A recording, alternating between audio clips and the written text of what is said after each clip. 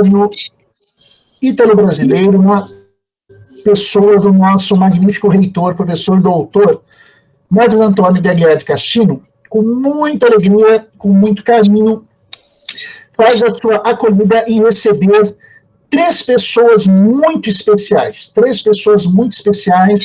neste encerramento de palestras do segundo semestre de 2020.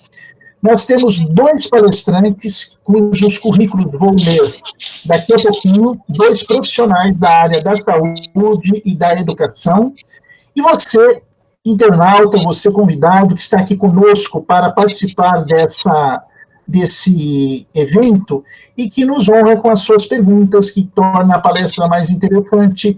Não adiantaria nada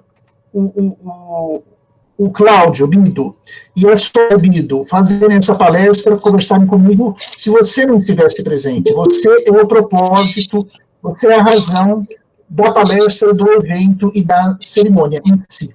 Tá? Eu vou pedir a permissão, agora, à medida que o pessoal entra, sejam todos bem-vindos, Nazaré, bem-vinda, Tiago, bem-vindo, Jussara, seja bem-vinda, um abraço carinhoso, sintam-se todos bem acolhidos aqui na sua casa, aqui na faculdade, o Flávio também está entrando, seja bem-vindo, Flávio, a Joana também, seja bem-vindo, Joana e Flávio, Jussara também, e eu passo agora a ler os currículos desses dois grandes profissionais e amigos. Deixa eu só liberar aqui para a Clara. Clara, boa noite, seja bem-vinda, minha querida. Bom, Soraya A.M. Bido. Ela é psicóloga, ela atua como arteterapeuta, orientadora educacional e gestora escolar. Luiz Cláudio Bido é psicólogo, mestre em psicologia, professor de psicologia em cursos de graduação e pós-graduação.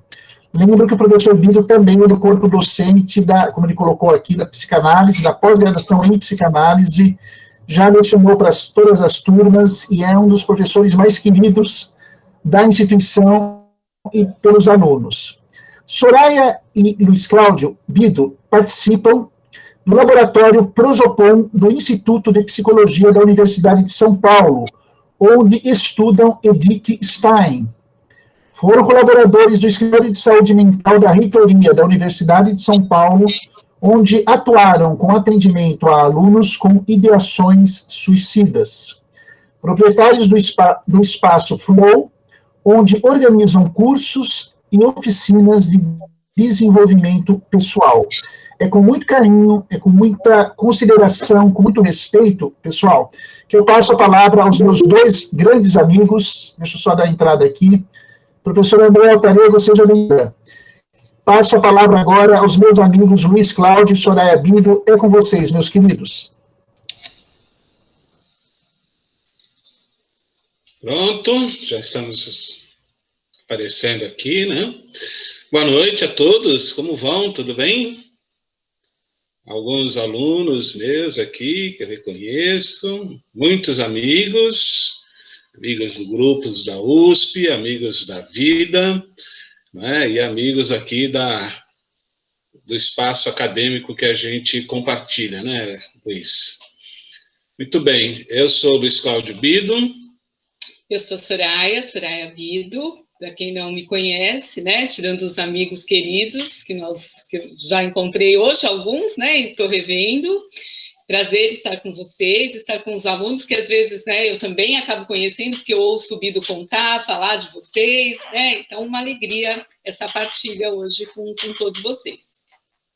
Muito bem, então nós temos, né, a felicidade de estarmos aqui, né, essa noite de sexta-feira, né, noite arquetípica, início do final de semana, né, e para falar de mitologia. Falar de mitologia também é um grande barato, né? Também é um grande barato, o que é uma coisa incrível, né? Porque nós estamos no século XXI, né? Tão adiantados em termos de ciência, né? De física quântica e, enfim, né? Tantas avanços, né, que a gente conseguiu, né, e a gente faz agora um olhar, né, lá para o início da humanidade, lá para o início, né, da jornada humana, do conhecimento, né, quando o ser humano tinha como fonte de conhecimento a religiosidade, a relação, né, com os deuses, uma visão mítica, mitológica, um conhecimento narrativo, né? Então, o que será que a gente pode aprender, né? Olhando para tão longe, tão lá para trás, né? Considerando que a gente hoje vive numa outra época, com outros valores, com outras questões, inclusive, para discutir, né? Então, vamos ver se a gente consegue dar esse enfoque, né? Se a gente consegue falar disso, né? Acho que agora a gente começa aí, né, uma proposta de um bate-papo, então eu espero que isso tenha para vocês, né, que faça sentido para a vida de vocês, mais do que um acúmulo de informação, mas que tenha também aí uma identificação. Essa é a proposta, né? Isso. Então, tá bom. Então, vamos lá, né? A gente está mergulhado, né, numa série de eventos, de ideias, de conceitos, né, numa nuvem de linguagem. Né? Então, às vezes, para a gente é muito difícil, né, conseguir entender um pouco tudo aquilo que a gente vive, toda a experiência que o ser humano foi acumulando ao longo do tempo. Quando a gente olha para 3.000, para 4.000 anos de conhecimento, é muito tempo. Né? Então, é um conhecimento que vem de tão longe, é tão antigo, né, que a gente usa a palavra grega para antigo, que é arché. Né? Então, a gente vai falar de arquétipos. Né? Os mitos são arquétipos. Então, a gente estava falando aqui no bate-papo inicial que vamos ser uma noite para conversar sobre arquétipos. E como é que nós vamos fazer isso? Então, a minha proposta, né, minha e da Soraya aqui, é que a gente divida a palestra em duas partes. Então, eu vou falar lá do passado e a Soraya vai falar aqui do presente. Então, eu vou fazer lá um vínculo, né, com os mitos, como eles eram compreendidos, vivenciados, experimentados, né, na antiga Grécia, né? E depois a Soraya vai fazer o corte para a pós-modernidade, né, fazendo um vínculo, inclusive, com a última palestra que nós tivemos, né, como é que esses arquétipos podem ser identificados, né, podem ser trabalhados, percebidos, né, na cultura que a gente vive, na cultura contemporânea. Acho que nesse sentido a gente tem uma questão importante, inclusive histórica, né, que é a participação e o papel, né, o lugar, para onde foi o papel da mulher. Então, eu vou falar muito deste lugar, né, qual é o nosso papel, qual vem sendo esse nosso papel que a gente vem aí assumindo, e o quanto que isso interfere e causa aí, né, no contexto das relações, uma mudança extraordinária. Muito bem. Bom, eu vou compartilhar aqui a apresentação, né, para a gente poder seguir. Bom, também serão duas apresentações, tá? Uma para cada parte aqui, né? Um pouquinho de som.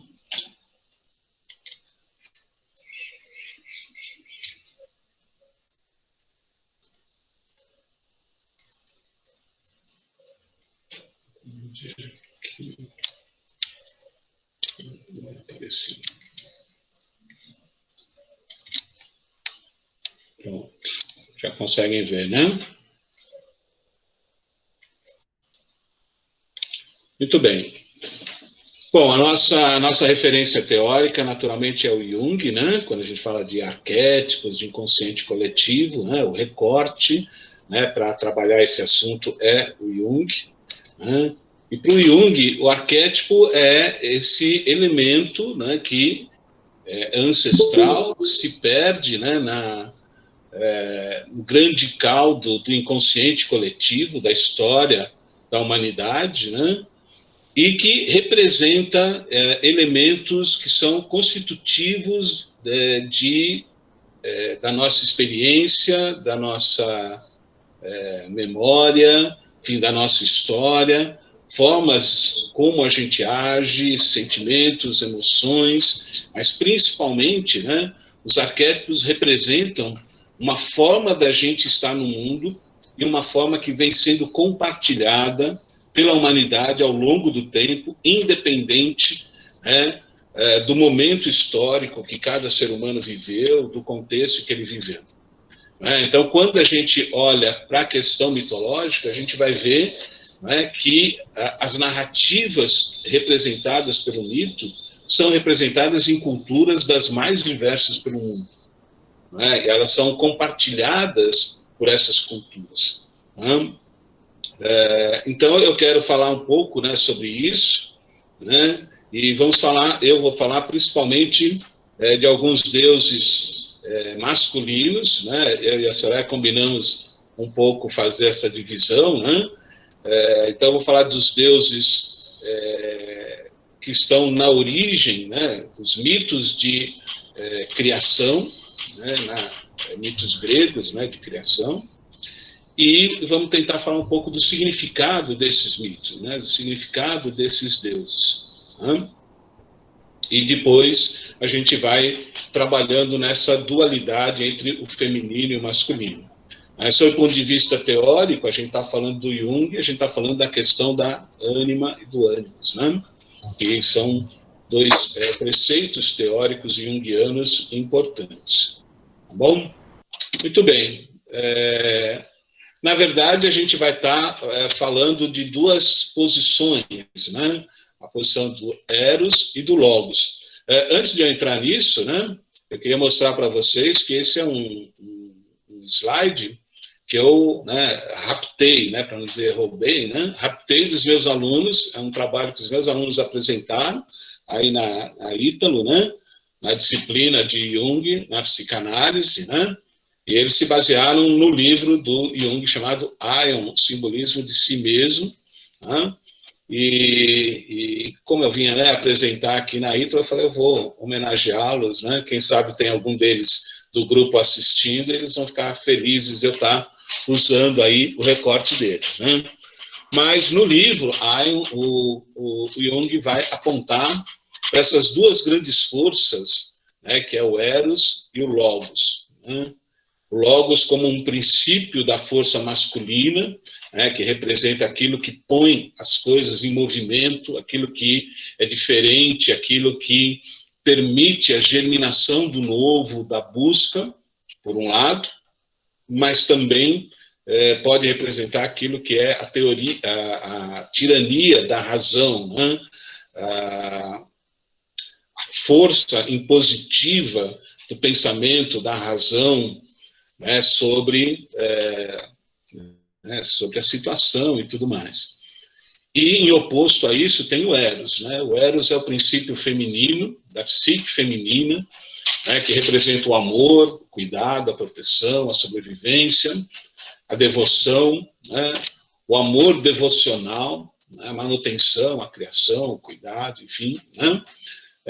Eros e Logos como duas grandes forças, né, que movimentam, né, os deuses, que são representadas pelos deuses e que são, no fundo, forças psíquicas, forças do espírito humano, né, que estão presentes nos gestos, nas atitudes, né, que são narradas nas grandes aventuras mitológicas. Né. Essas aventuras para o Jung vão formando ao longo do tempo um grande caudal, né, de experiências, que ele vai chamar de inconsciente coletivo, né? E, no final das contas, serão sintetizadas em dois conceitos junguianos importantes, a ânima e o ânimos, né? Que, para o Jung, são, na verdade, não forças, são forças complementares. Né? O self tem uma característica, né, de Eros e de Logos, uma característica masculina ou feminina, né, que é contraposta, é equilibrada com o seu oposto. Então, num sujeito cuja sua organização, visão de mundo é masculina, ele vai precisar buscar o equilíbrio feminino, ele vai buscar a sua ânima, né? E o self feminino também vai procurar a sua organização, vai buscar a sua organização no ânimos. A gente poderia falar aí, por exemplo, das forças como elas são vistas no Oriente, como princípios yin e yang, né? Princípios masculinos, princípios femininos. Uma parte desses princípios está no próprio self, na própria organização original do indivíduo, e ele tem que ir buscar esse equilíbrio, né? Buscar esse complemento que dialoga, que precisa dialogar com ele para que ele seja um ser integral inteiro. Tá? Nesse sentido é que a gente tem que ver, né, e aí eu vou, né, afunilando um pouco a minha fala, né, e também não vou falar muito, né, para a gente poder depois conversar, né? Então eu vou afunilar minha fala aqui para as mitologias, para os mitos de criação, né? E aí eu vou colocando esses conceitos iniciais para a gente poder utilizá-los aqui na compreensão desses mitos, né? Uma coisa que é muito interessante na mitologia, né, especialmente na mitologia como os gregos a percebiam, né, nos mitos que eles foram criando ao longo do tempo, é que os deuses não eram figuras, personagens inteiros, monolíticos, eles eram personagens que iam se moldando, iam se transformando, e sempre essa transformação era no sentido de se tornarem mais completos. E completo aqui, claramente, é cada vez mais próximos do humano, né? Então, é uma coisa interessante quando a gente olha os arquétipos mitológicos, né, dos mitos, perceber, por exemplo, né, que mitos mais antigos são cada vez mais representantes de um único elemento, de uma única força. Então, vocês estão vendo aí o primeiro deles, que é Urano. Urano é o céu, né? Uma única força. E o terceiro deles, Zeus, que é a terceira, né, geração ali, né, ele já é uma figura um pouco mais complexa, né, um pouco mais próxima do ser humano, das complexidades humanas. E no meio aí tem Cronos, né, que é o tempo, que é ao mesmo tempo uma grande força natural, mas também muito próxima aqui dos humanos e dos deuses, né? Então, isso vai apontando assim, que parece que os arquétipos eles vão se desenvolvendo nesse sentido, eles vão se tornando mais complexos na medida em que eles vão se atualizando. E as gerações que vêm, né, dos deuses aí no Olimpo, posteriores a Zeus, também vão caminhando nessa complexidade, vão se tornando cada vez mais próximas da psique humana, cada vez mais representativas da psique humana. Muito bem, aqui nesses três primeiros grandes deuses masculinos, né, é claro que a gente vai estar falando do arquétipo do pai, né? O pai como aquele que provém a criação, né, aquele que está no início da criação, aquele que é a grande força organizadora, né, que está no princípio das coisas, né? Normalmente são os deuses da criação, né? Então eles são figuras muito interessantes, e a gente vai ver que os dois primeiros aí são pais devoradores. Então isso é muito provocador, né? Essa figura do pai que devora os filhos. Então, se você olhar a imagem, né, do Urano, ele está lá, né? Uma figura humana, ele está literalmente devorando essa figura humana. Então, quem é o Urano, né? O Urano é a personificação do céu, né? E antes dele, houve um deus anterior a ele, né? Que, na verdade, eles nem se chamavam de deuses ainda, né?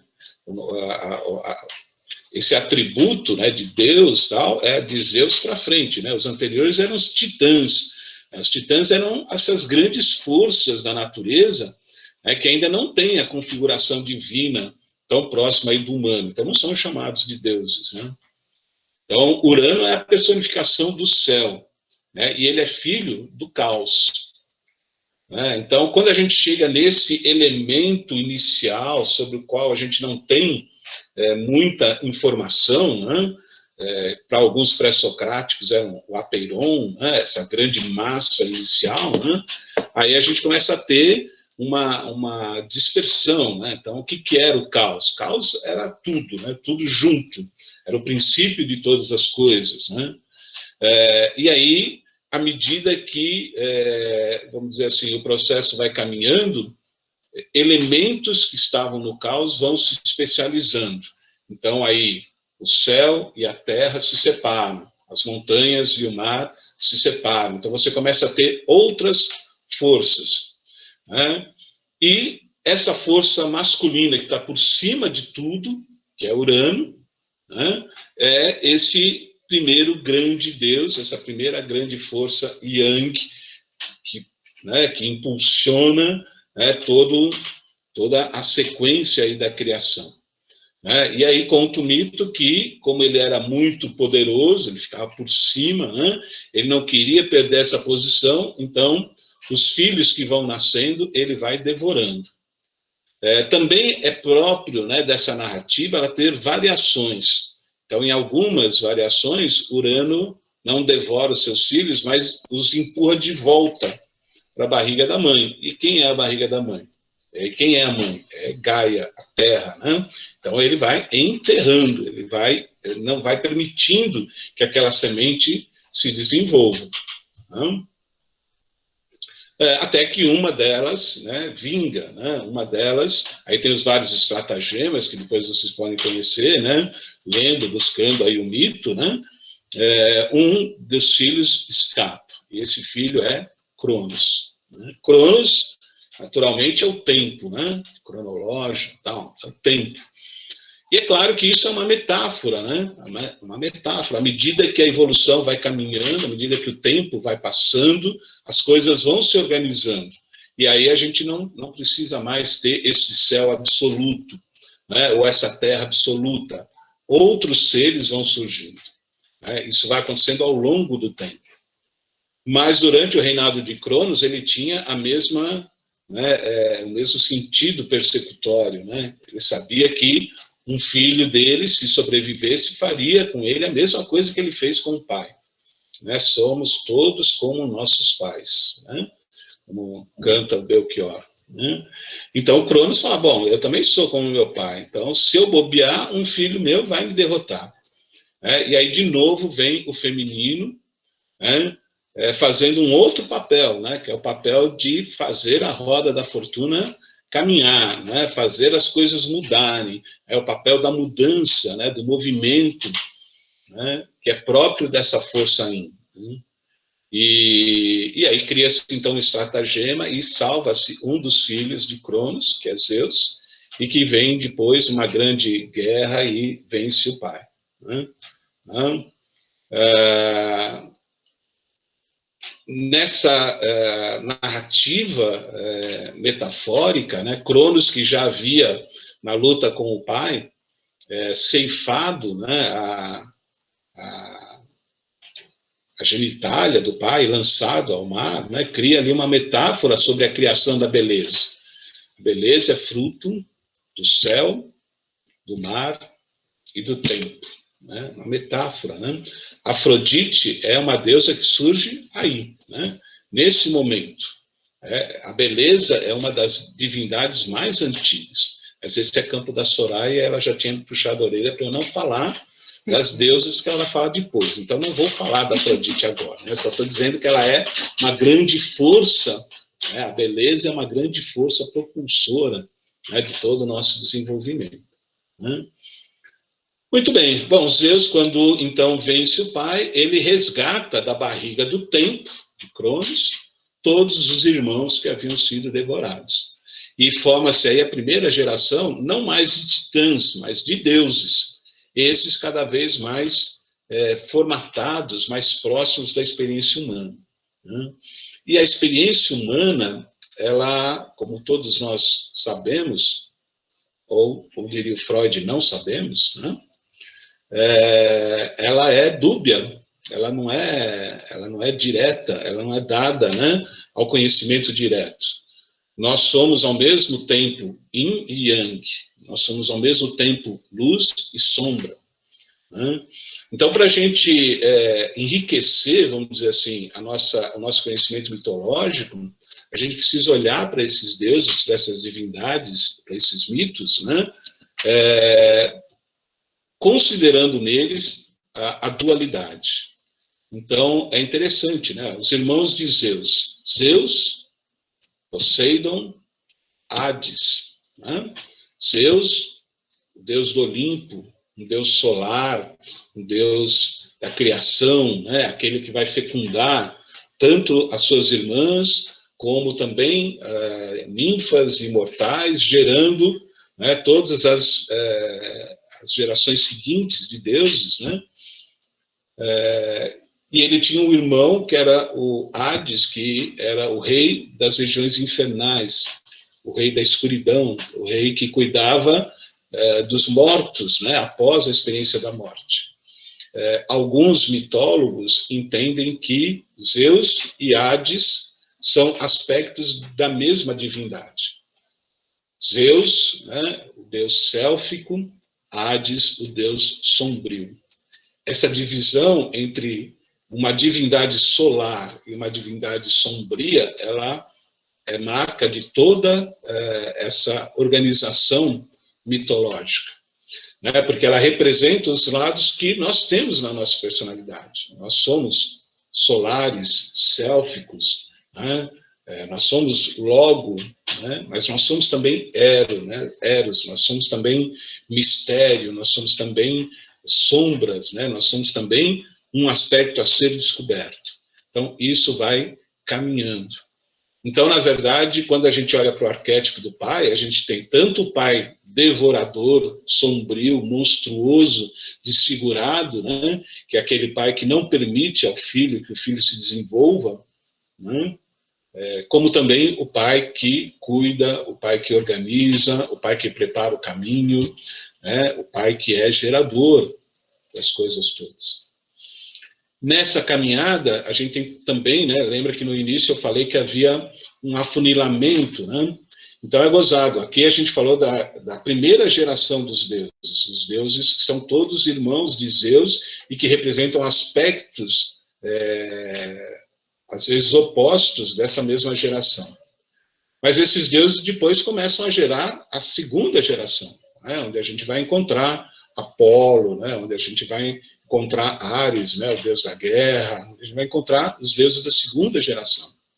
E depois vai ter ainda uma outra geração, né, onde vão surgir os deuses jovens, como Hércules, por exemplo, né, que foi um dos últimos deuses a dividirem ali o Olimpo, até o último deus, que é Dionísio, o filho mais jovem de Zeus. Também são diferentes versões. Dionísio é filho, né, de uma ninfa com Zeus, e em outra ele é filho de Perséfone, né, com Zeus. Dionísio é a própria representação do espírito humano, da paixão humana, né? Às vezes um deus solar, jovem, né? Às vezes um deus embriagado, difícil, misterioso. Eu vou começo um curso amanhã com a minha filha, né? Você vê que a família toda está envolvida aqui no negócio, né? Em que a gente vai trabalhar com os arquétipos da mitologia grega aplicados ao tarô mitológico. A gente vai usar o tarô mitológico para falar da jornada do herói, né? Dessa jornada de autoconhecimento. E amanhã a gente vai o tempo todo falar de Dionísio, esse deus que é o louco, né? Aquele que se lança na jornada. E que, nesse lançar-se à jornada, ele se deixa destruir, ele se destrói e renasce, né? Várias vezes. Vários mitos, né? Os mitos dionisíacos, né? Eles têm sempre essa marca de morrer e renascer. Portanto, a gente diz que é um mito crístico.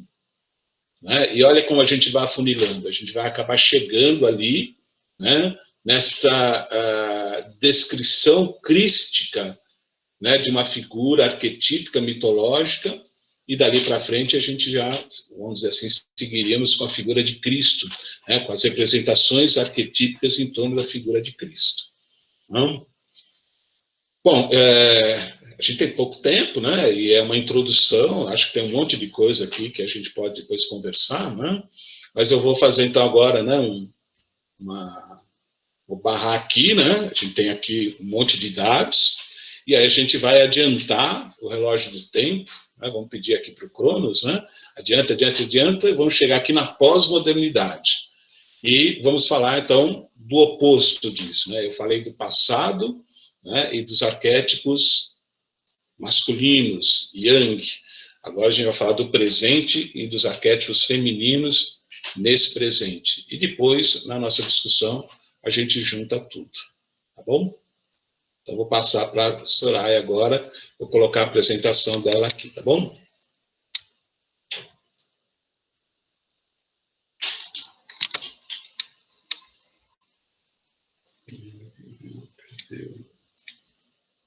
A apresentação está aqui. Ele está aqui. Vamos só apresentar agora. A janela. E apresentar agora. E aqui. Compartilhar. Pronto, você já deve estar vendo aqui a apresentação nacional, tá bom?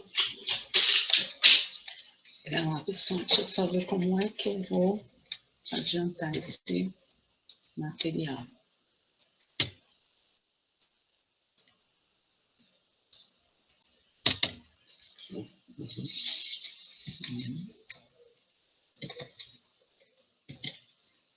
Aí.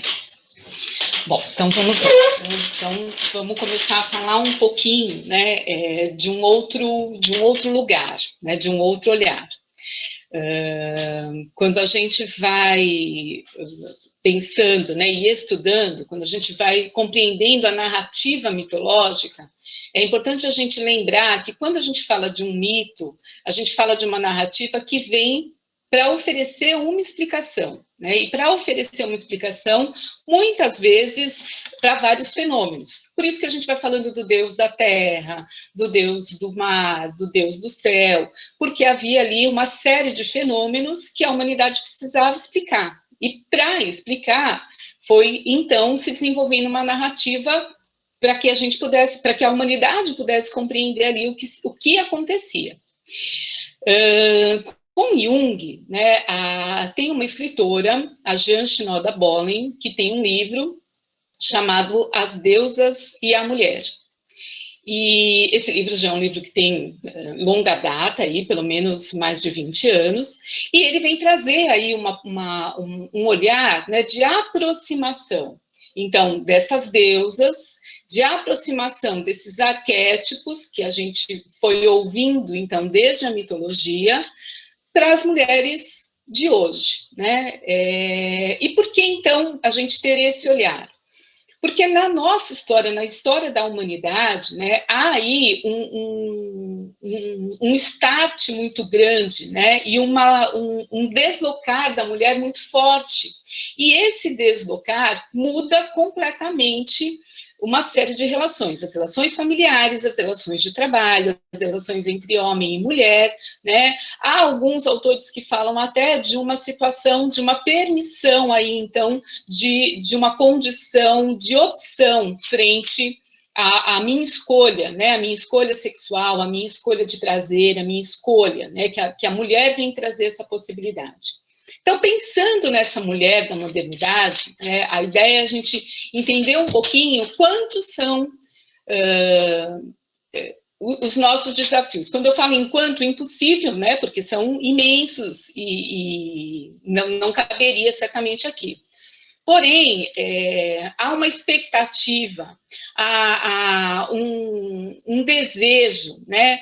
Demandas que passa da condição profissional para a condição da família, para a condição da filha, da esposa, né? Uma condição da autonomia, de responsabilidade, que a gente foi assumindo.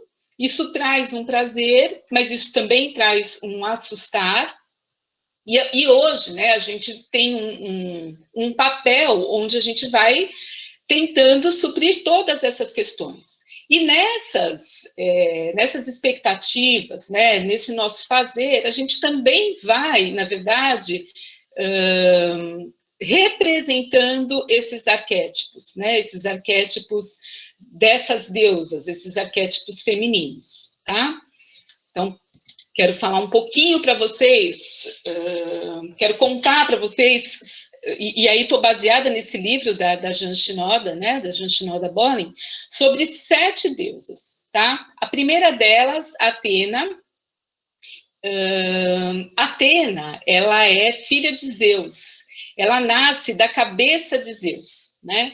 E quando ela nasce, ela já nasce pronta, ela já é uma deusa preparada para quê? Para lutar.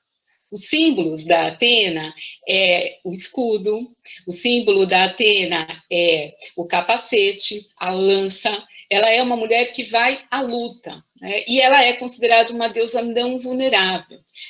Dentre essas 7 deusas, 3 delas são deusas não vulneráveis, são deusas que não se envolvem emocionalmente, que a relação emocional não é o que vai nutri-las, né? O que vai, na verdade, satisfazê-las é exatamente o fazer. E aí a Atena tem esse reconhecimento porque ela é uma deusa extremamente justa, estrategista, prática, muito racional, né? Quando ela entra na guerra de Troia, quando ela se coloca aí dentro de uma competição, ela se coloca para vencer. E ela é muito estrategista. Nesse sentido, o Ares, que também é o deus da guerra, ele é muito impulsivo. Então, eles se distanciam, eles são diferentes nesse contexto. Porque a Atena, não, ela é muito estrategista, ela sabe exatamente o que fazer e onde ela quer chegar.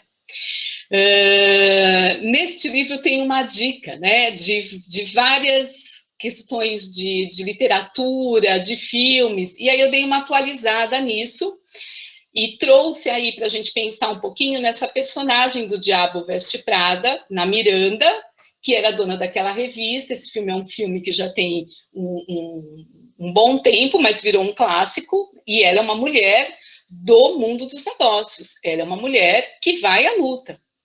Isso é o que a move. Ela não sabe muito bem o que está acontecendo na casa dela.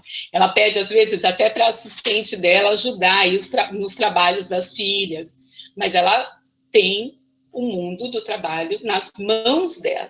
Essa é a Atena. E aí o bacana é a gente poder pensar, né, nessa nossa identificação. Como nós somos Atena, onde nós somos Atena, quanto nós temos de Atena. Eu acho que isso é para que a gente realmente se movimente nessa nossa conversa. A outra deusa, que também é uma deusa não vulnerável, é a Ártemis. A Ártemis é a deusa da caça, ela está extremamente ligada à natureza. Ela é irmã de Apolo, e muito desafiadora, uma deusa com muita coragem, né, com muita sede aí também de fazer justiça, extremamente competidora, mas a Ártemis, ela é esotérica, ela tem um contexto aí do sobrenatural, né, que ela traz para a vida dela. E ela também é uma deusa não vulnerável, porém, ela tem um amor, que é Órion. E foi o único amor da vida dela. Mas nessa competitividade, um dia ela com Apolo, Órion foi um gigante, né? Ela com Apolo, e o Apolo desafia, diz para ela, olha, tá vendo? Eu duvido que você acerte no mar aquele alvo. E ela olha para o mar, vê um alvo, e ela lança a flecha dela.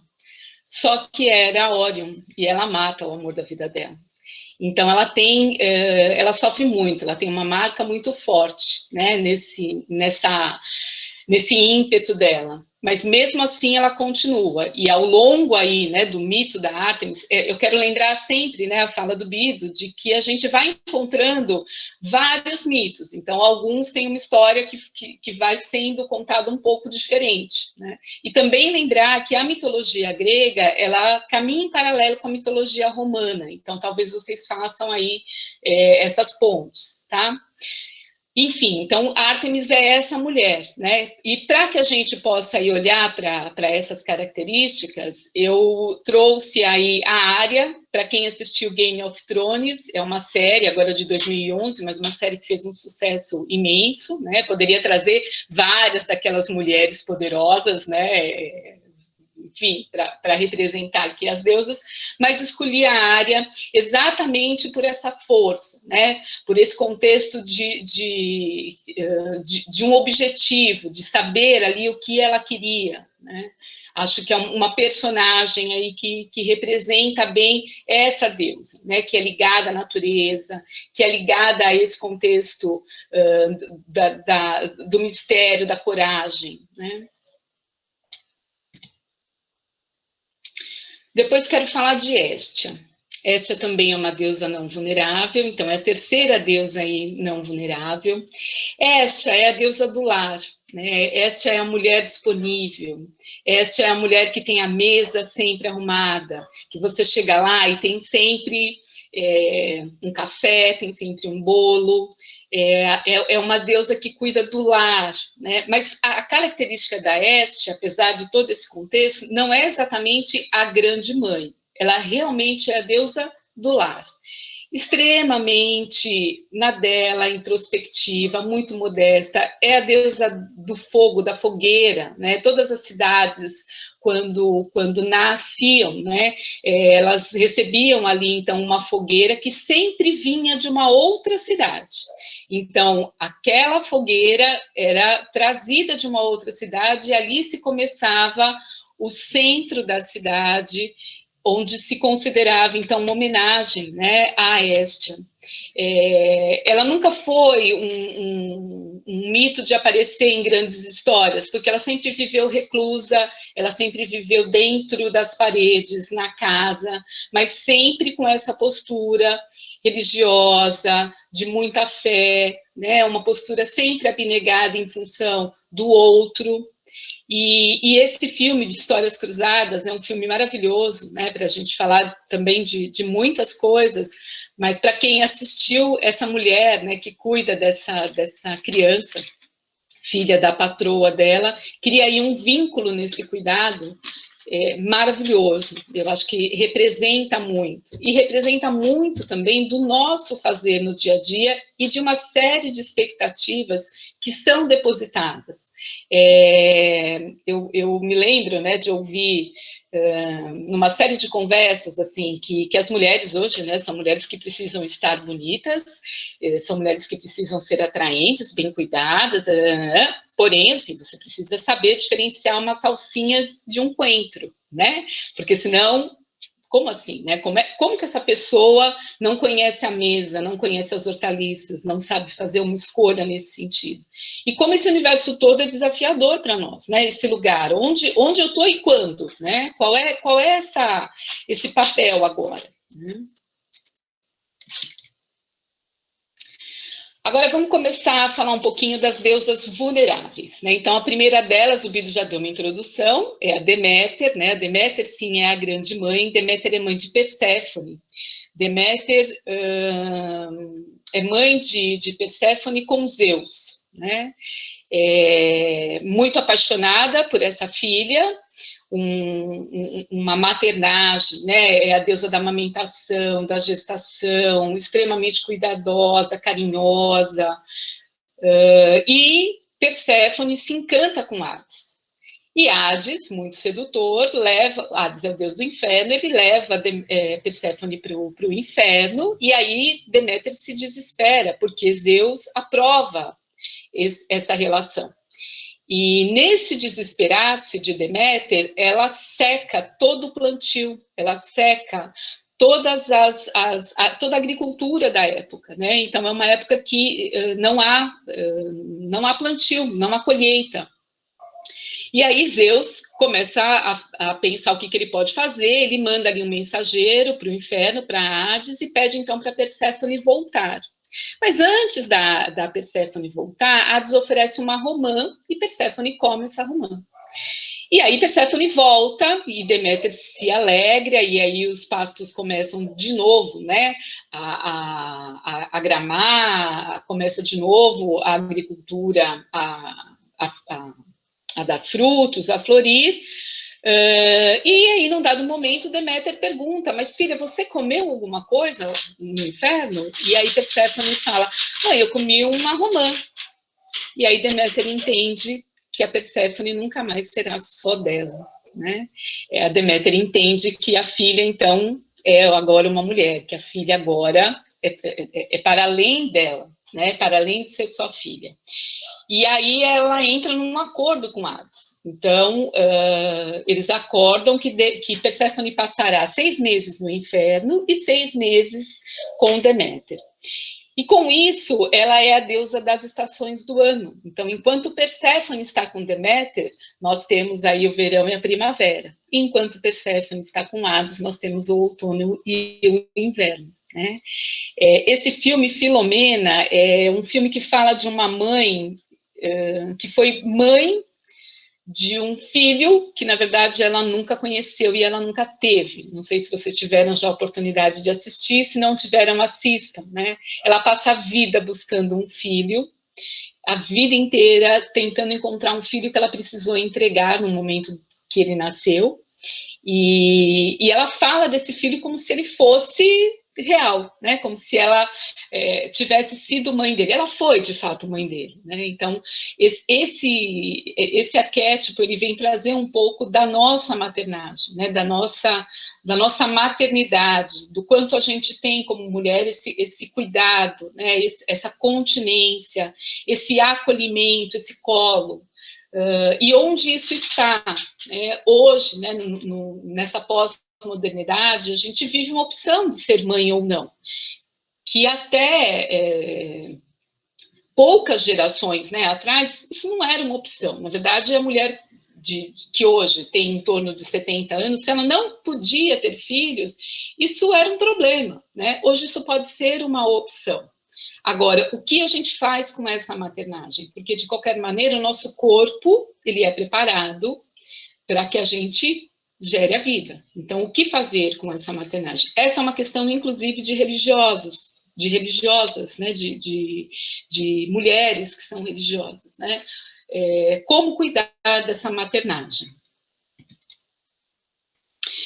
E a Perséfone, que então filha de Deméter, com Zeus, né? A Perséfone, ela é essa deusa, né? Eu já falei, que se casa então com Hades. Ela é apaixonada por Hades. Então, embora alguns mitos contem que Hades a sequestrou, que a estuprou, mas Perséfone é apaixonada por Hades, né? Não é um sacrifício para ela estar no inferno. Ela é uma deusa extremamente mística, e pelo fato dela estar no inferno e com Deméter, no inferno e na terra, pelo fato dela transitar nesses dois mundos, ela é extremamente mística, ela se transforma, né? Cisne Negro é um filme, do meu ponto de vista, né, um filme muito intenso, essa transformação toda que essa personagem vive é uma transformação extremamente dolorosa, né, essa questão de quem eu sou e de se assumir, e isso misturado com desejos e com realidade, e com uma mãe, né, a mãe dessa personagem, ela também é muito importante nessa história toda. Eu entendo assim, é alguém que representa muito. E como também é difícil, né, falar desse lugar, né, de crescer, falar desse lugar de se tornar adulta, de se tornar mulher, de se tornar dona da sua vida, né? Esse distanciamento. Qual é o momento que eu me separo? Qual é o momento que eu me reconheço para além do meu ninho, né? E especialmente ali da minha mãe. A última das deusas vulneráveis é a Hera. A Héra é a esposa de Deus, né? É a deusa do poder, a deusa do casamento. Ela é uma esposa extremamente ciumenta, vingativa, muito companheira. Em todos os mitos que a gente vai, né, lendo, Héra tem um amor imenso por Zeus, e sempre para ela, né, a vingança é realizada com as amantes de Zeus. Zeus foi um deus extremamente bom vivant, né, digamos assim, então ele teve muitas amantes, conta a lenda assim, né, o Bito já falou um pouco disso, ele teve amantes, ele teve irmãs, ele teve filhas, né, enfim, ele tem aí um poder de sedução imenso, mas Hera se mantém constantemente ao lado deste homem. Uma admiração, um amor, talvez assim, né, para além do contexto, muito, muito companheira. Ela sempre enfrentou aí todas as propostas, né, de Zeus. E eu trago aí o House of Cards porque, por muito tempo, a Claire faz esse papel. No final da série, né, ela tem uma outra atitude, mas ela está para além de qualquer sacrifício para que esse marido chegasse no poder, para que ela estivesse aí como companheira e fosse aí a esposa, né? Ela sempre esteve aí neste lugar.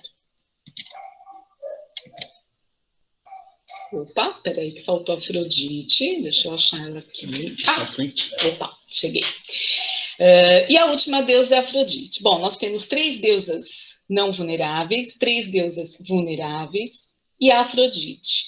A Afrodite, ela é considerada uma deusa alquímica, porque ela se casa, ela se apaixona, mas ela não se submete ao amor como as outras deusas vulneráveis. A Afrodite, ela é intensa na questão dos prazeres dela, extremamente bela, né?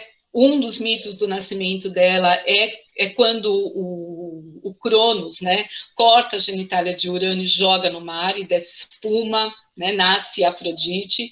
Esse mito está representado naquela tela do Botticelli, né, uma tela famosa aí.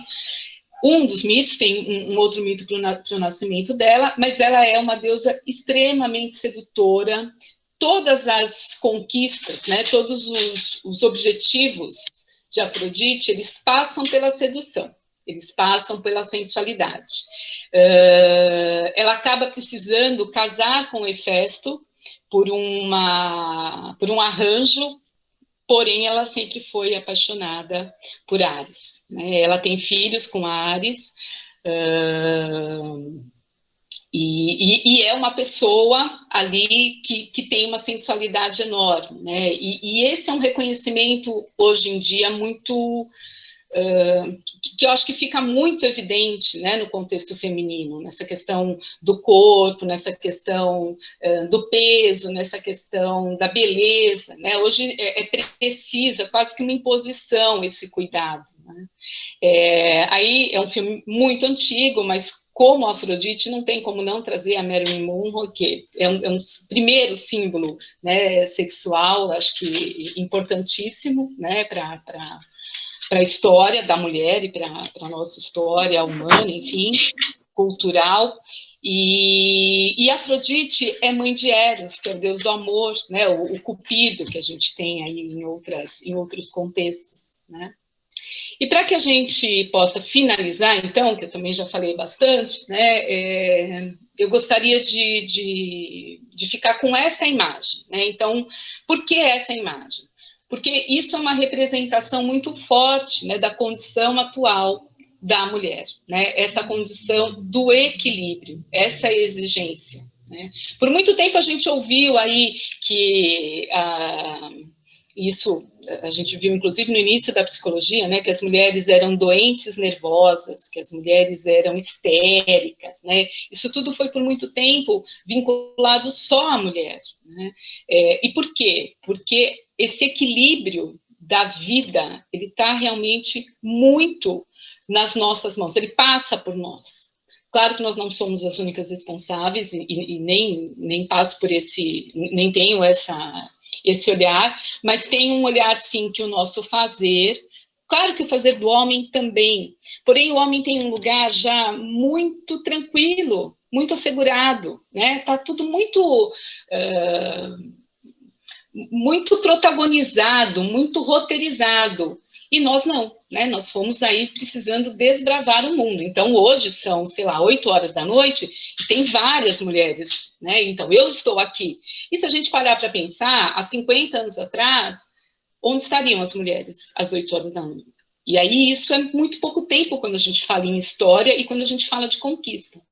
E dentro desse quesito a gente teria assim 1 milhão de outras coisas, né, que a gente poderia conversar, mas acho que agora sim a gente retoma e vamos conversar um pouquinho, né? Acho que a gente falou bastante, agora seria bacana a gente poder conversar um pouquinho, ouvir um pouquinho vocês. Muito bem, a gente vai partir aqui para o chat, né? Para as conversas e tal. Cadê o... Está aqui. Não sei, Luiz, se os contatos a gente coloca agora ou depois do bate-papo, o que você acha melhor? Então, vocês conseguem me ouvir, Bido, Soraya? Sim, estamos ouvindo você. Eu os ouvia e anotava tudo, né? A paixão aí pela mitologia. Se vocês permitirem, eu anotei aqui algumas perguntas, aliás, todas as perguntas dos nossos participantes. Então, a gente poderia combinar o seguinte: eu falo o horário e o nome, né, do participante no momento do chat, e aí vocês ficam à vontade para responder de acordo com as perguntas e também receber os elogios, que não foram poucos, tá? Então, vamos lá. E vocês que nos assistem aqui, pessoal, podem colocar nas suas perguntas, que aí já é o momento agora de vocês tirarem aí as dúvidas. Então, vamos lá. Eu não vou falar Bido e Soraya, porque os dois são Bidos, então eu vou falar Cláudio e Soraya. Tudo bem? Tudo bem. Soraya e Cláudio. Então vamos lá, Soraya e Cláudio. A Edna, às 19h23 aqui no chat, pediu para avisar, sim, que esse trabalho foi produzido da turma 4, turma Milane Klein, Cláudio. Tá?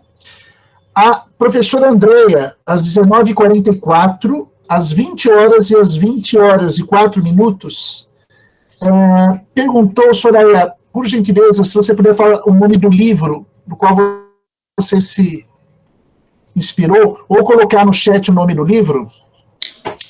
Eu vou colocar no chat, porque eu acho que sempre é melhor, mas o nome do livro é As Deusas Gregas e a Mulher.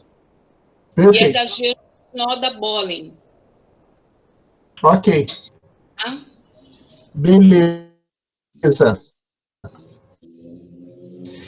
A Daiane, às 19h56, Cláudio e Soraya, pergunta: professores, o inconsciente coletivo passa por transformações ou as referências serão sempre arcaicas e imutáveis?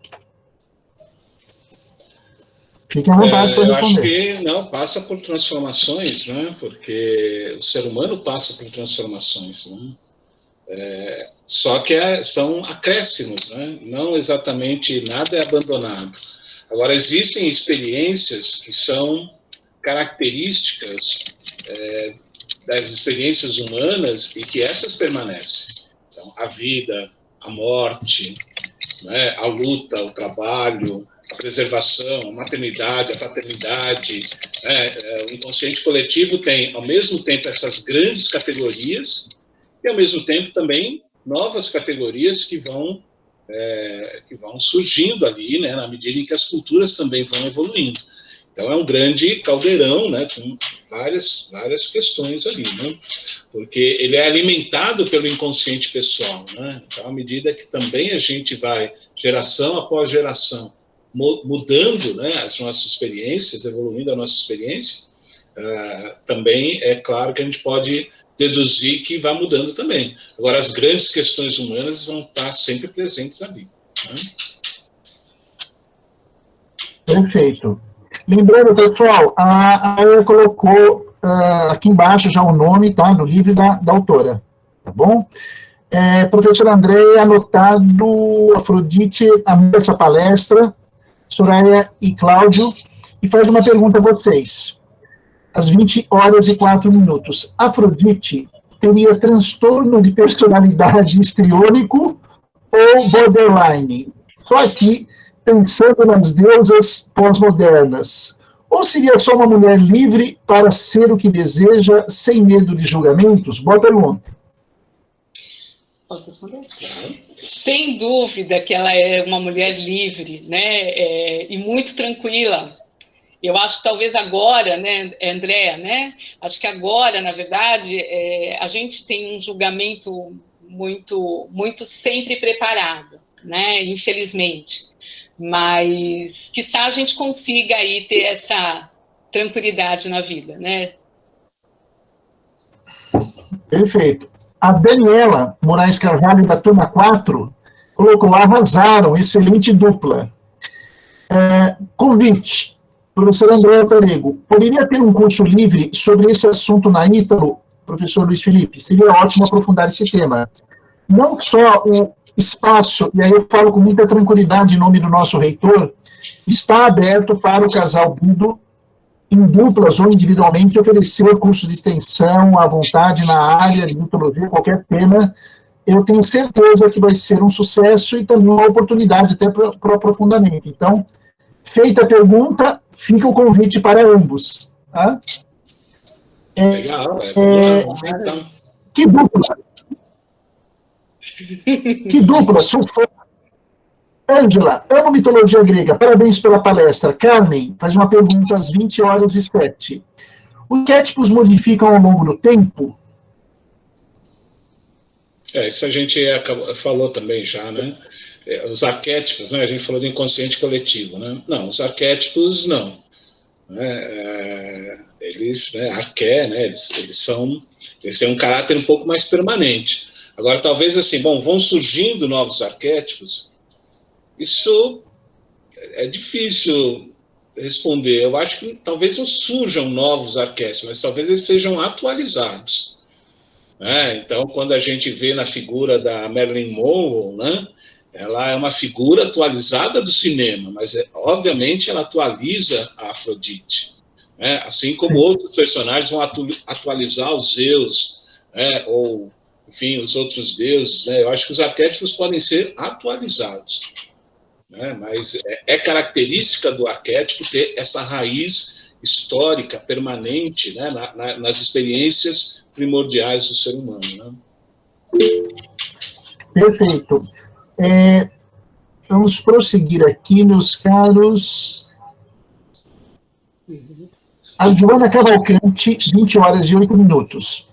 Muito interessante, Soraya e Cláudio, essa palestra para mim. Então, eu que não sou da área, me deu uma visão geral da mitologia grega. Parabéns, amigos Bido e Soraya. O Rafael é nosso aluno da filosofia. Ele pergunta, nos arquétipos junguianos das mulheres e deusas, há fusão de personas das deusas em uma mesma mulher? Isto é, a mulher não apenas bela, mas também completa no que tange a dimensão feminina. Assim, lembrando que disse sobre diferenciar a salsinha do coentro. Sim, né? Na verdade, a mulher, né, ela representa não apenas um arquétipo, né? Então, isso é bastante complexo, mas é muito atual também. Quando o Bido fala dessa atualidade, né, dos arquétipos, a gente também precisa lembrar dos nossos desafios e de quantas coisas a gente precisa atualizar, como a gente está fazendo agora, né? Talvez a gente nem se conheceria se a gente não estivesse no momento que a gente está vivendo. E a única maneira disso é, sim, a gente enfrentar aí os nossos desafios e as nossas sombras, né? Também gostaria de dizer que quando a gente fala, né, dessa questão da mudança dos arquétipos, é preciso, e aí eu lembro muito da fenomenologia, e eu tenho algumas colegas aqui que estão junto, né, estão aqui com a gente tem aí uma originalidade, né? Há pouco tempo eu assisti um vídeo sobre um biólogo falando de uma célula, e aí explicando que nós todos somos originários de uma mesma célula, de uma mesma vida, né? Então, assim também acontece com os arquétipos. Perfeito. A Carmen, Soraya e Bido faz uma pergunta para vocês. Vocês têm a experiência de trazer os mitos no atendimento clínico como recurso de autoconhecimento para o paciente? Posso?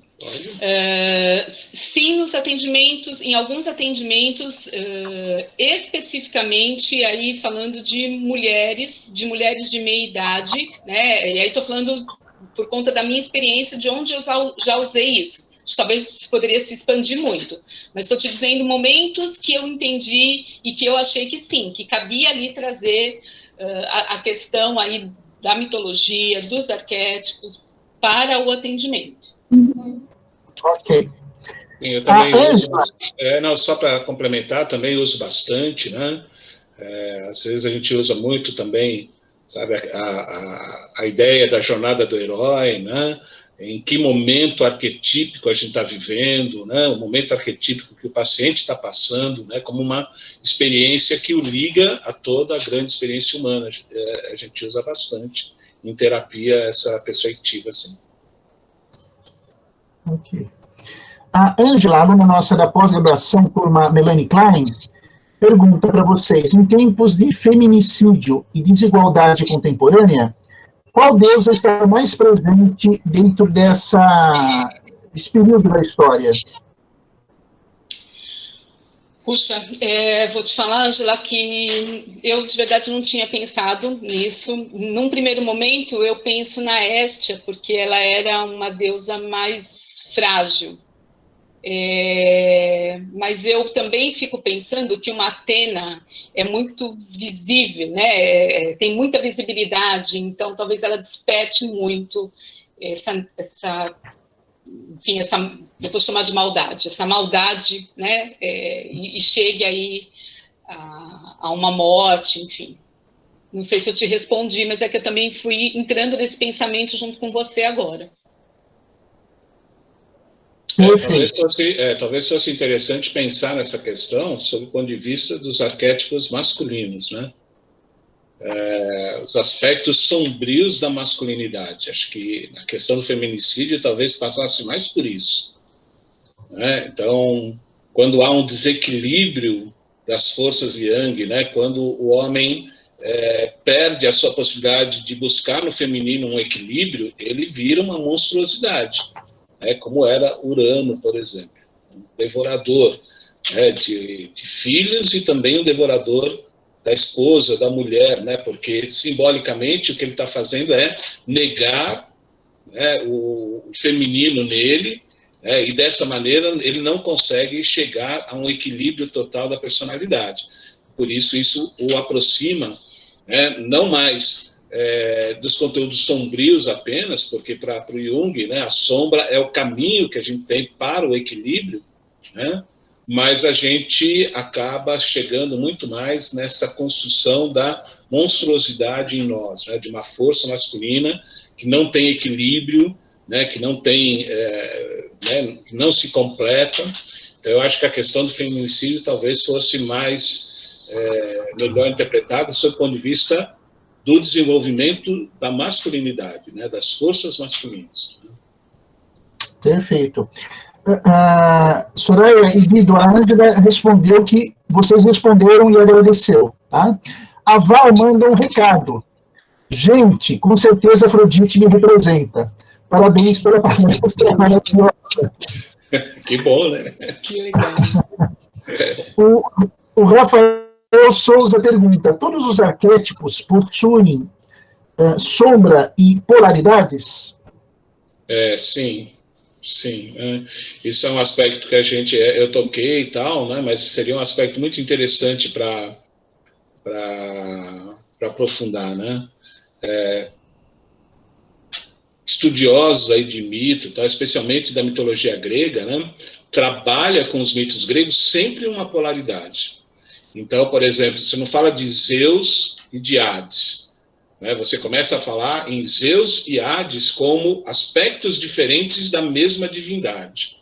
Um aspecto solar, criador, né, dos mundos superiores, e um aspecto sombrio, misterioso, dos mundos inferiores. Né? Da mesma forma, Dionísio traz dentro dele, né, várias polaridades. Dionísio é um personagem solar, ligado às matas, ligado, né, aos prazeres, tal, não sei o quê, ele é loirinho, tal, não sei o quê, e ao mesmo tempo ele tem um lado sombrio. Né? Por outro lado, ele tem o masculino, né? Ele tem as suas esposas, ele tem seus filhos, tal, mas ele também é retratado como um Deus um pouco feminino, né? Com um semblante feminino. Ele reúne todas essas polaridades. Então, isso é bastante comum na mitologia grega, né? A gente é que vai didaticamente separando, né, cada uma dessas forças para explicar o que cada uma delas separadamente significa. Mas na cabeça do grego antigo, não há essa separação. Os deuses são, na verdade, forças que se comunicam e que, às vezes, se manifestam com polaridades completamente opostas. Perfeito. Cláudio e Soraya, eu tenho agora uma pergunta e um elogio. O que vocês querem primeiro que eu leia? Primeiro trabalho, vai, a pergunta. Depois o prazer. Tá bom, vamos lá. A Daiane, aluna nossa da turma 4 de psicanálise, pergunta: o arquétipo é um tipo de karma? A busca em entender... Perdão. O arquétipo é um tipo de karma? A busca em atender às idealizações arquetípicas é inconsciente pessoal e coletivo? Não, eu acho que é um tipo de karma, não, né? Porque a gente se relaciona com a história, a gente se relaciona com a experiência humana, mas a gente tem dentro de nós a nossa própria experiência, a nossa própria originalidade. Né? Então, é preciso preservar o tempo todo a nossa liberdade, o nosso livre-arbítrio, a nossa originalidade. O arquétipo, o inconsciente coletivo, ele é uma referência, né? Ele aparece em nós, segundo Jung, ali, né, como forças, né, como símbolos, né, mas não como destino. Né? E sim, para a teoria junguiana, ele é pessoal e coletivo ao mesmo tempo. Né? Ele vai se comunicando nessas duas experiências. Né? Sim. Perfeito. Soraya, posso ler o elogio para vocês? Vamos lá. Professor André Aparelho, esses palestrantes são deuses da modernidade. Lindos. Lindo. Que delícia. Obrigada, André. Delícia. Obrigada. Perfeito, perfeito. Pessoal, mais alguém gostaria de fazer as perguntas? Aproveitem, que não é sempre que temos o casal Bido aqui à nossa disposição. Aproveitem. Porque depois eu vou solicitar, Soraya e Cláudio, que vocês divulguem o trabalho belíssimo que vocês fazem, né, o espaço também, todo o contato, e-mails que o pessoal vai querer anotar. E eu penso principalmente nos que assistirão a essa palestra, que por vários motivos, no trabalho, não puderam estar, mas esse material vai ser divulgado, vai ser passado para quem não pode estar conosco, né? Esse é um dos benefícios do Olimpo virtual, que nós vivemos agora, a democratização da informação. Né? A Val também mandou outro elogio. Muito deuses esses palestrantes, adorei eles. Quero mais palestra com eles. Pessoal, vejam aqui às 20h23 o contato do Jacob, que é ele que vai divulgar o link de todas as palestras. Tá? Ele deixou o celular dele aqui no nosso contato. O Rafael Souza faz uma nova pergunta. E a Gi também. Falando-se de arquétipos masculinos, pergunta o Rafael, como entrar em contato com arquétipos amadurecidos, como, por exemplo, rei e mago, já que nos tempos modernos muitos dos ritos de passagem vão se perdendo? Lucilene Diniz, parabéns por vocês dois, adorei a palestra. Depois eu leio a pergunta da Gi. Então, Rafael, esse é um processo que Jung chama de processo de individuação, né? Nós perdemos os ritos de passagem sob o ponto de vista dos ritos coletivos, talvez, né? Mas internamente esses ritos permanecem, né? A gente vai passando por esses ritos ao longo da vida e a gente vai, então, amadurecendo, né? Vamos dizer assim, o Jung ele afirma assim que o self ele vai se desvelando, ele vai se construindo nessa jornada que é a vida, né? Então, vamos dizer assim, não tem uma fórmula para isso, né? Mas para a cabeça do Jung isso é meio inevitável, né? Mesmo que a gente sofra um pouco, né? Mas essa é uma jornada por onde nós vamos passar, de qualquer maneira, né? Então, agora eu diria para você, assim, Rafael, calma, né? Tudo tem seu tempo, né? Haverá o tempo do rei, haverá o tempo do mago, né? Agora, antes tem que ter o tempo do viajante, né? Tem que ter o tempo do aventureiro, tem que ter o tempo do esposo, né? Do rei jovem, né? Do jovem esposo, é um arquétipo também, porque o rei é o príncipe primeiro, depois é o jovem rei, né? O esposo no início do casamento, e depois é o sábio, o rei sábio. Né, a vida tem momentos para todas as coisas, e a gente vai passando por esses ciclos à medida que a gente vai crescendo também, né? Perfeito. A Gi pergunta, é possível que um aspecto reprimido da sombra tome o controle? Posso falar também? Pode falar.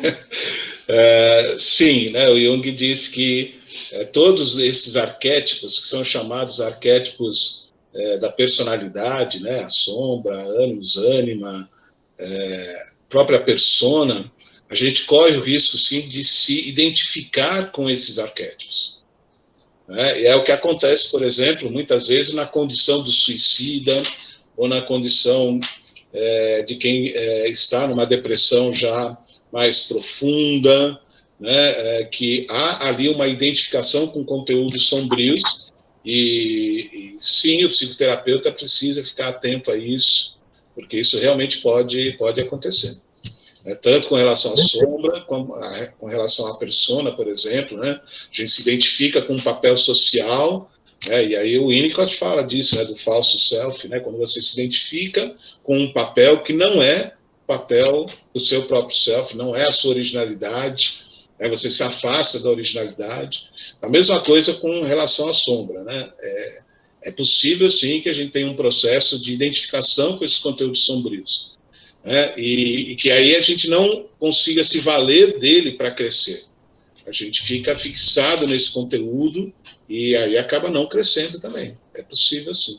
Não? Nesse sentido, eu só queria completar e dizer que, tanto para que a gente, né, conheça, entre em contato com o nosso arquétipo, né, como para que a gente perceba esse lugar, né, essa sombra, o nosso, essa questão do falso self, que é uma linguagem mais do Winnicott, enfim, é preciso autoconhecimento, né? E aí diria para vocês assim, a terapia é um caminho que exige muita coragem, né, e que exige muito enfrentamento. Não é fácil. Eu tenho que fazer terapia para esse autoconhecimento? Não. Agora, em inúmeras situações isso facilita muito. E é claro que se você tiver uma identificação profunda com essa sombra, vai ser muito difícil sem o apoio de um profissional. Soraya, você conhece uma participante chamada Elô Porto Alegre? Muito, uma amiga querida, lindíssima, Luiz, lindíssima, não estou vendo. Tem uma coisa aqui muito séria, posso ler? Pode. Conheço o casal e tinha certeza de que seria um sucesso. A Elô é do nosso grupo de fenomenologia da USP e é uma pessoa incrível, maravilhosa, maravilhosa. Sim, muito amiga, uma fonte de bom humor, astral, solar, não, muito boa. E com contribuições riquíssimas, sempre. Olha, a Di deixou uma pergunta. Podemos usar os mitos em trabalhar sombra e persona por meio dos mitos? Pode responder. Não, claro que sim, né? Podemos usar mitos, né, para a história, né, a coisa da persona, as máscaras gregas, né, do teatro e, né, da tragédia e da comédia. É muito interessante, né, que todo mundo sabe, né, persona é aquela máscara, né, aquela representação do teatro, né, mas é interessante saber que por trás daquelas máscaras tinha um conezinho, né, um dispositivo que era um cone que servia para ampliar a voz do ator, que falava sempre naqueles teatros de arena, nos teatros abertos, tal. Então a persona é exatamente isso, ela tem parte dela nos esconde, né, nos protege dos olhares sociais, mas parte dela também serve para expandir a nossa voz, né? Então, ao mesmo tempo, ela nos protege, ela esconde, ao mesmo tempo, ela nos revela. Porque, afinal de contas, a gente escolhe as máscaras que a gente usa, e nessa escolha sempre vai estar um aspecto da nossa originalidade, né? E com a sombra também tem vários aspectos, né? Vários mitos sombrios, né? Por exemplo, Hades, própria Perséfone, essa coisa dessa escolha, né, da Perséfone, né? Certos autores também dizem que Deméter e Perséfone também são a mesma divindade, aspectos diferentes, né, do feminino representados em duas divindades, né? Uma mais solar, uma mais sombria, né? Então, a gente sempre tem essa dualidade e os mitos vão sempre ajudar a gente a compreender isso, sim. Perfeito. Rafael Souza, gostaria de agradecer ao casal pela palestra e pelas respostas. Excelente última pergunta. Na teoria, 3 pontinhos. Qualquer pessoa pode ou deveria iniciar na individuação? Ou o processo de individuação são apenas para casos e pessoas específicas? Rafael, eu acho que às vezes isso nem é uma opção, né? Às vezes a gente começa esse processo e a gente nem marcou isso, né? Como você falou antes da questão dos ritos, às vezes isso é natural, tá? Mas sim, qualquer pessoa pode fazer isso, né? Não é só para pessoas específicas. O que acontece muitas vezes é que algumas pessoas não nomeiam, acho que essa é a questão, né? E quando a gente nomeia, tudo que a gente nomeia fica muito mais fácil da gente enfrentar ou assumir. Então, por isso que sim, né? É muito mais fácil quando a gente sabe o nome, né? Eu acho isso também, acho que a gente tem saída, a gente está no processo, né? A gente está no processo de autoconhecimento, processo de individuação começa quando cada um de nós nasce, né? A gente nasce com a fagulha original e a gente passa a vida inteira tentando se aproximar, entender, cuidar, desenvolver essa fagulha que nasceu com a gente. Esse é o processo de individuação, né? Entendi, responde o Rafael, muito obrigado mesmo.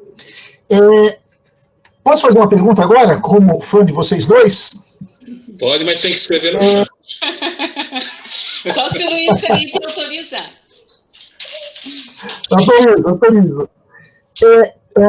Eu não sei se foi Soraya ou Bido, eu acho que foi o Bido que comentou que amanhã você vai oferecer um workshop com a filha de vocês, né, com a filha, e me chamou muita atenção isso, né? Como é bonito uma família que trabalha, né? Que comunga, que partilha de experiências, inclusive profissionais. Eu gostaria muito de pedir que vocês falassem sobre o trabalho de vocês, o espaço, os cursos, os contatos, enfim. Esse pessoal aqui que ouve vocês, que nos acompanha, os que ouvirão e assistirão a esse vídeo, querendo se aprofundar, querendo se aproximar de vocês, conhecer o trabalho, enfim. Qual é esse trabalho e como como fazer esse contato com vocês? Eu vou colocar aqui, porque fica mais fácil, tá? Para todo mundo poder anotar.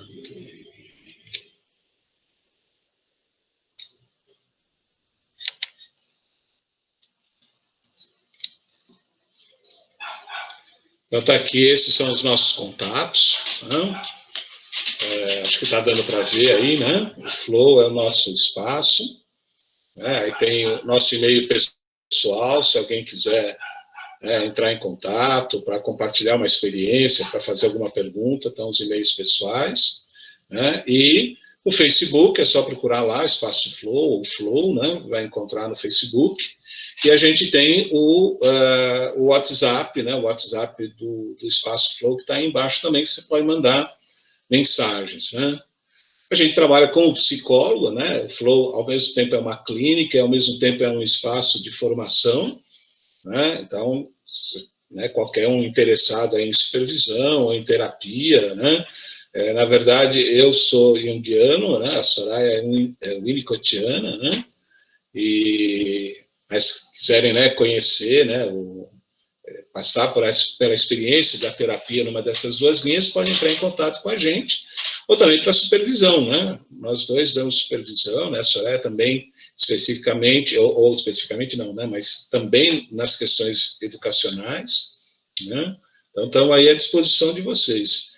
E, como o Luiz Felipe falou, a gente está sempre dando cursos, então, se você tiver interesse, né, entra lá no Insta, né, @espaço, né, SpacoFlow, né, como está aparecendo aí, se registra ali, né, no Insta do Espaço Flow, e você vai receber sempre os comunicados, né, de palestras que a gente dá, cursos e tal. Amanhã a gente começa um curso mais extenso, né, são 8 sábados, né, só sobre o tarô mitológico, né, e a representação da jornada do herói, né, todos os arquétipos e mitos em torno da jornada do herói, que é uma jornada de autoconhecimento. E na aula de amanhã, especificamente, eu vou falar sobre o louco, que é o Dionísio, né? Então, estou com o assunto na cabeça aí, com o Dionísio bem fresquinho na cabeça. E depois a gente vai falar de todos os arcanos maiores, todos os mitos que representam cada carta do tarô mitológico, né? Então, começa amanhã. Se você tiver interesse, é só entrar, @Espaço Flow, lá você vai encontrar, ou pelo WhatsApp também, você pode mandar mensagem, você vai encontrar lá o caminho para se inscrever e participar. Perfeito. Soraya, a Daiane mandou um recado para você. Soraya, poderia voltar com o Winnicott. Favorzinho. Eu não entendi, Luiz, preciso que você leia de novo. Cortou. A Daiane mandou um recado para você. Soraya, poderia voltar com o Winnicott? Por favorzinho. Bora, vamos lá, a gente conversa e sim, podemos, né? O espaço da intro está aberto também, a hora que for possível a gente agenda assim. Não, eu agradeço muito, e sim, né? Eu ia comentar isso, né, durante a palestra, né? Depois, mas eu de fato, o meu berço, acho que quem me acolheu na psicologia, indiscutivelmente, foi o Winnicott, né? Mas a gente, são 25 anos, né, de formação aqui dos dois, nós nos formamos juntos. E aí a gente vai também aprendendo esse diálogo, né, com as contribuições da psicologia, né, então com os autores, enfim. Agora, sem dúvida, o meu olhar, né, no meu trabalho, na minha clínica, é o winnicottiano, né, nessa questão do trabalho educacional. Então, hoje, eu sou orientadora de uma escola, né, de uma escola particular, orientadora educacional, mas a gente, e aí também juntos, a gente faz um trabalho de formação de educadores de socioaprendizagem, que é um trabalho muito rico, né, para discutir aí processos de ensinagem, no caso, né, e que é encantador, né, assim como a arte-terapia, que também é um espaço que eu reservo para algo que me satisfaz muito, que é um trabalho com meninas, né? Então, iniciar as meninas de 10 a 16 anos nesse processo de arte-terapia. Né? Perfeito. A Cíntia fez aqui um comentário agradecendo, Jacob, a você por todo o apoio, e disse o seguinte: palestra simplesmente sensacional. Obrigada ao Casal Bido por nos presentear com seus conhecimentos. Obrigado ao professor Luiz por todas essas noites incríveis que nos proporcionou com pessoas maravilhosas compartilhando conhecimento e nos edificando. Quem já me conhece sabe que eu gosto muito de trabalhar com a questão da etimologia das palavras, né? A senhora comentou, né, da importância de saber, de se dar nome às coisas.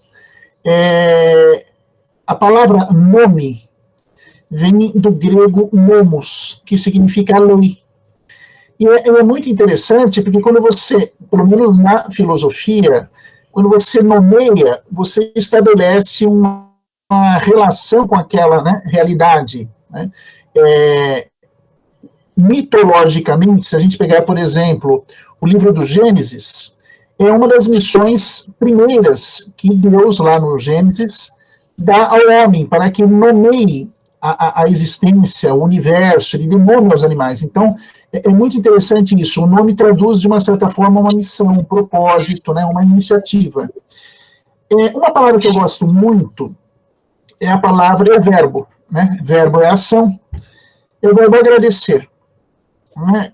Quando nós agradecemos, e nesse momento em nome próprio, pelo caminho, estima e amizade que eu tenho ao Casal Bido, mas em nome também da instituição Uniítalo, eu quero agradecer no sentido, no propósito etimológico, que é reconhecer a graça, reconhecer a oportunidade, reconhecer a experiência, reconhecer esta proximidade tão íntima com que o Casal Bido nos brindou, e ao mesmo tempo online. Veja que interessante, né, o poder do verbo dentro do universo online. Né? Experiências podem acontecer como essas. Hoje nós fechamos em grande estilo o encontro de 10 noites, 10 profissionais, 10 temas, 10 abordagens, e que depois, quando o Jacob enviar para vocês o link, né, com as 10 palestras, e vocês assistirem, todas elas vão confluir para o mesmo propósito. Então, eu quero agradecer aos meus amigos, Soraya e Cláudio, né, pela experiência, pela oportunidade. Quero agradecer a você, e deixa eu pegar aqui os meus óculos, eu quero agradecer aqui a você, Andréia Altarigo, a você, Andréia Deia, a você, Ângela, a você, Carmen, a Cíntia, a Dani, que é o Marcílio, nosso aluno, a Daniela, a Daiane, a Delma. Eu quero agradecer a Edna, a Elizabeth, a Flora, a Gi, a Elô Porto Alegre, ao Jacob. Quero agradecer a Lucilene e a Nazaré. Quero agradecer ao Rafael.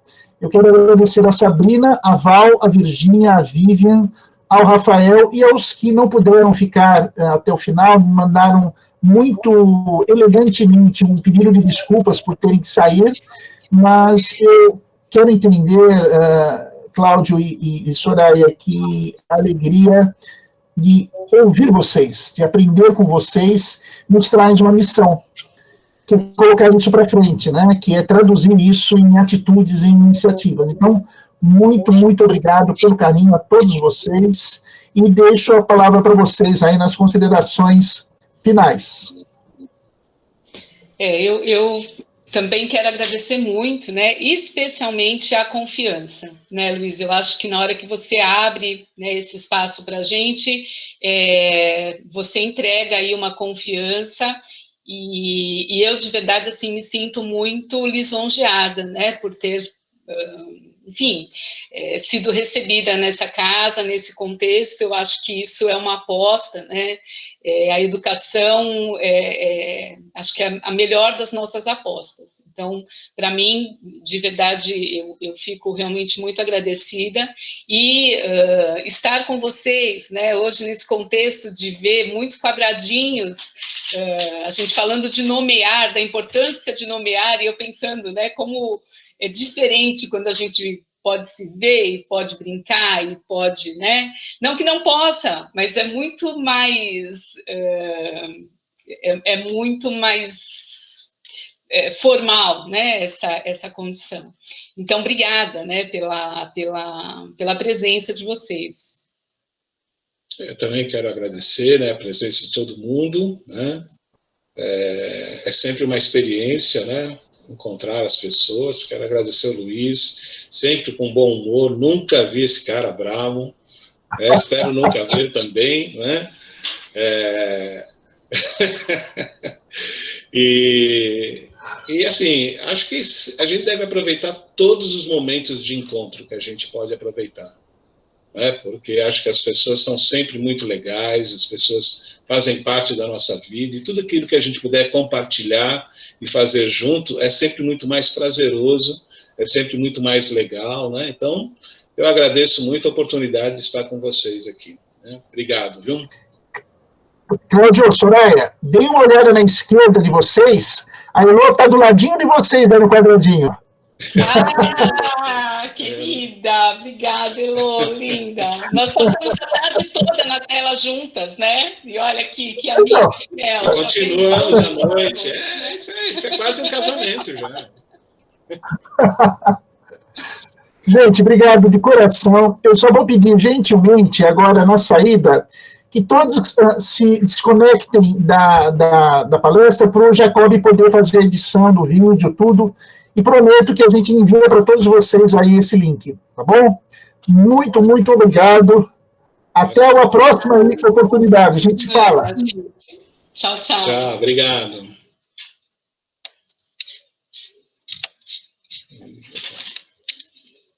Fecha aqui, né?